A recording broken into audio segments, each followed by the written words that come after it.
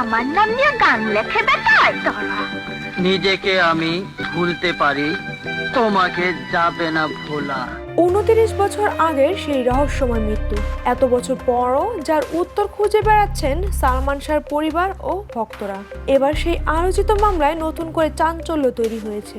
সালমান শাহর মৃত্যুর ঘটনায় দায়ের করা হত্যা মামলায় খল চরিত্রে অভিনয় শিল্পী ডন হককে আটক করেছে আইন শৃঙ্খলা বাহিনী।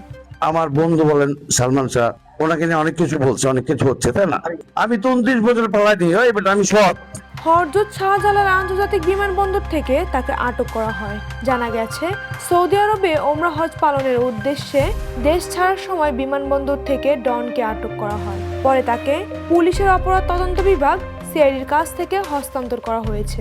বিষয়টি নিশ্চিত করেছেন সিআইডি ঢাকা মেট্রোর বিশেষ পুলিশ সুপার গোলাম বেনজির। তিনি জানিয়েছেন, ডনকে সিআইডিতে আনা হয়েছে এবং এই বিষয়টি বিস্তারিত পরে জানানো হবে।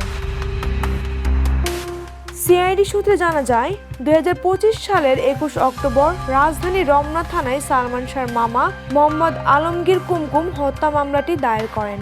মামলায় সালমান শাহর স্ত্রী সামিরা হক সহ মোট 11 জনকে আসামি করা হয়। তাদের বিরুদ্ধে দণ্ডবিধির 302 ও 304 ধারায় অভিযোগ আনা হয়েছে। সেই মামলাটিতেই এবার অভিনেতা ডনকে আটক করা হলো।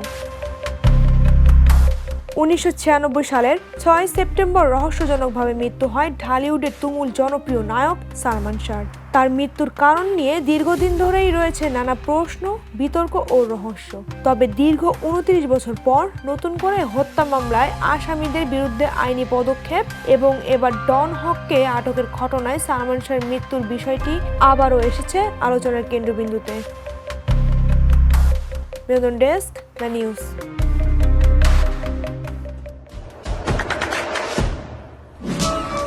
দেশে দেশে সবার সাথে দ্য নিউজ।